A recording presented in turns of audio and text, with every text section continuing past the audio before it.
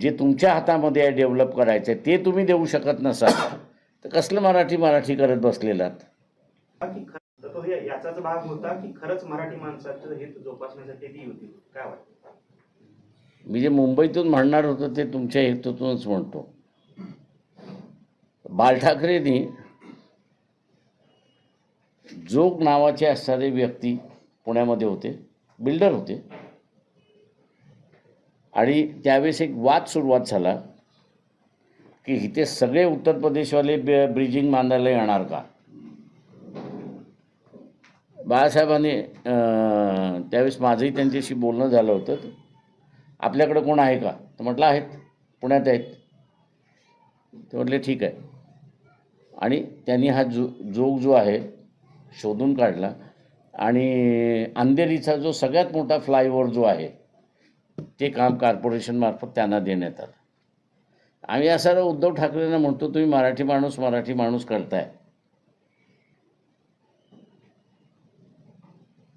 कॉर्पोरेशनमधलं दर वर्षाला 30,000 कोटीचं कॉन्ट्रॅक्ट दिलं जातं. तुम्ही एक मराठी माणूस कॉन्ट्रॅक्टर म्हणून डेव्हलप केला का सांगा.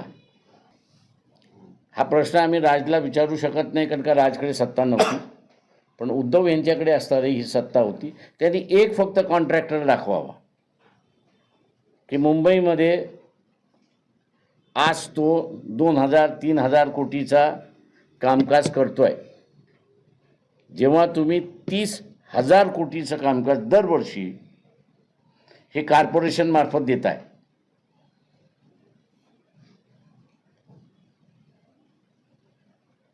तुम्ही जर स्थानिक माणूस म्हणजे महाराष्ट्रातला राहणारा माणूस, मराठी माणूस, याला तुम्ही जर कॉन्ट्रॅक्ट जे तुमच्या हातामध्ये आहे डेव्हलप करायचं आहे ते तुम्ही देऊ शकत नसाल तर कसलं मराठी करत बसलेलात?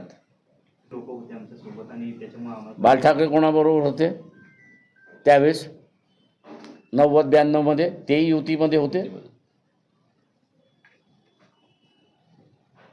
बरं, सत्ता तुम्हाला तुम्ही होत सत्तेमध्ये मेयर तुमचा होता, स्टँडिंग कमिटी चेअरमन तुमची होती, अर्धी स्टँडिंग कमिटी तुमची होती. तुम्हाला निर्णय घेऊन तुम्हाला ते करता आलं असतं. सगळे गुजराती आणि सगळे UP वाले भरून ठेवले कॉन्ट्रॅक्टर म्हणून.